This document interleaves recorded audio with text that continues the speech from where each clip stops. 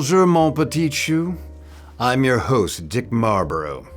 And on tonight's episode, we'll be answering the age-old question, what is an art film? Well, truth be told, I have no idea what an art film is. And seeing that my faithful researcher, Nikipedia, is on vacation, well, I'll have to ask the old ChatGPT. My houseboy Otto got me this for Christmas. It's called a cell phone. And I guess they call them that because you can use them to divide numbers. Helpful little things, aren't they? Okay, let's boot up the old World Wide Web and find the answer.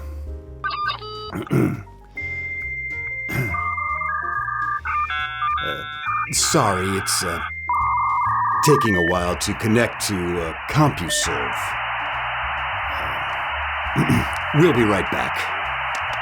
This episode of Queer Cinema Classics proudly endorses the Providence Fruit Loop, the one place for Rhode Island's queer community to share their events, plan their weekends and weeknights together, and come up with whatever fabulous things they want to happen. The Providence Fruit Loop. It's everything that's happening in the gayest city in America. I'm Dick Marlborough, and I proudly endorse this message. Oh, I certainly do. And we're back. And connected. All right, time to ask this ChatGPT thingy what an art film is. Add a prompt. Add a prompt? I'm always prompt. And like Father Marlborough used to say, on time is late. Well, he also used to say that I'd rather eat a rabid wolverine from the ass up than spend another day with your mother. What is an art film? It says, an art film is any movie that stars Art Linkletter, Art Garfunkel, or Art Evans. May also include Artie Johnson. I don't possibly see how this technology will turn on us. I think I'll just stick with my old Encyclopedia Britannicas for now. Anyway, here's a clip from a very famous art film from 1981. My name is Sean Lawless. I'm a playwright. And let me tell you, being a playwright is no bowl of cherries. It's not for sissies. About 1% of writers of any type make a living at it. The rest of us dodge creditors and dread the mail that brings more bills. Not that I'm complaining. All right, I'm complaining. Like, I had a back tooth that was killing me. Of course I had no insurance. So I had a choice. Get a root canal for $1,800, or get the thing pulled for $80. If I wanted to keep my teeth, I should have gone into plumbing or computers, right? Also, I could probably lay off so much sugar in my coffee, but who wants to do that? Am I gonna be on my deathbed croaking out, if only I'd given up sugar? Hell no! We get so little joy out of this life that it seems almost churlish to deny ourselves the few joys we've got. Anyway, that's the frame of mind I was in when I heard from an old friend. I hadn't seen him in years, not since he went to Baltimore and made some freaky documentaries. So he called me up and invited me to dinner at a pretty swanky eatery. After we established I wouldn't be paying unless we were having water and bread rolls, he suggested this place. He said it would be a good spot to sit and catch up. Thank you. My pleasure, sir. Of course, there wasn't much to tell from my end, but I was curious what he'd been up to. So, It's been a minute. Honey, it's been 2 minutes.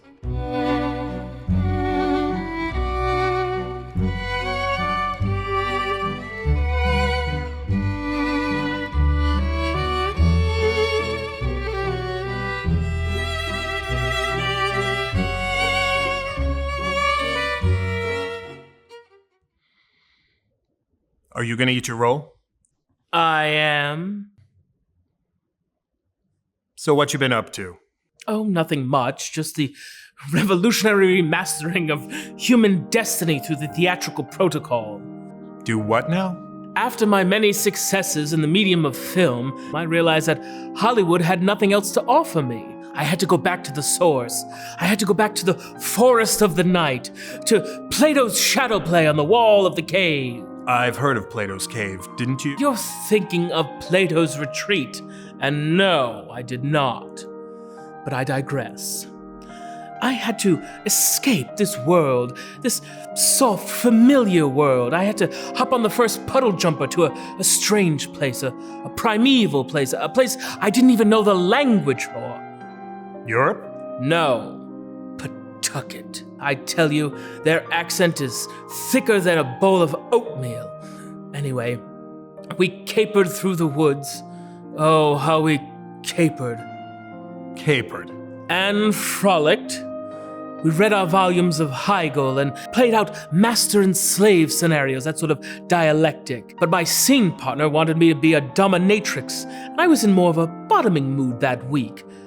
Girl likes to be spanked sometimes, you know. Frankly, I was so much bigger than this gentleman that the scene he wanted to play out was just too obvious. This place had $700 steaks and no chicken nuggets. Can you believe that? I was so incensed by the imbalance of the menu that I completely missed his next point. I was hoping to touch him for a few bucks at some point in the evening, so I had to snap out of it and act like I was paying attention. So Schlegel was spanking you with a book. What? Oh, you're being a big silly. No, we had to abandon the text, and so we had to plunder our inner consciousness. Oh, that was fun. I see. Patty cake was involved. Right on. Anyway, did you? Summer came, and then the rains. Weeks on end it rained, and we had to either frolic in the mud and the muck or stay in the cabin and play Yahtzee. So after the 50th round of Yahtzee, some of us got extra crispy and decided to bury each other in the mud. Crispy. Well baked, dear boy. So there I was, in this hole, dug by some guitar tutor from Fresno, and I realized this is the most unglamorous thing I've ever done. But then, I stopped thinking about it in terms of glamour. I stopped thinking about it altogether. My muddy nose began this maddening itch that I couldn't scratch because my arms were buried in the mud. And then I realized this was the true glamour. This is where it all started. Buried in the slime and the muck, where we crawled out of, stood up, learned about fire and carpentry and anxiety. This was the true glamour, and we were all getting very frosty on some marijuana laced with a hallucinogen brought by some guy from Vancouver. It was as if someone had opened my brain like a lid and was pouring information inside, and then closing it without messing up my hair. Wait, did any of this actually happen? It must have happened in some universe. But the information I received was that we are all vibrations of different reality, that we are looking through the glass of Caliban, that when we look inside without rage, only then can we start the quest. Man, are they killing the cow back there or what? Well, what's it all about, Sean? What's your take? My take? I don't know if I have a take. All I know is, I get up in the morning, have my bagel in the sports section, and a cup of coffee I left out the night before. Maybe there were no dead flies in it. Or maybe there were 2 dead flies, but they died screwing. And then, how can I just dump them down the sink when they came to my coffee cup to boink themselves to death? So now, when that happens, I drink that coffee and I drink those flies.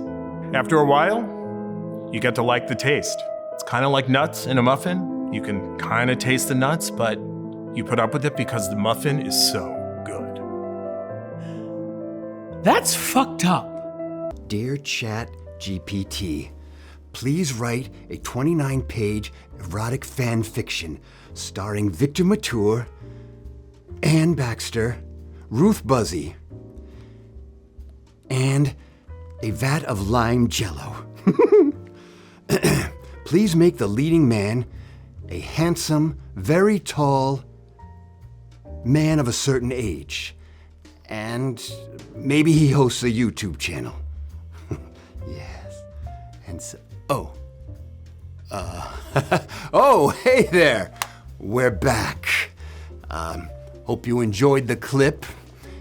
And I hope you've also liked and subscribed to our queer little slice of the YouTube world. Also, please leave us a comment. We love hearing from our fans.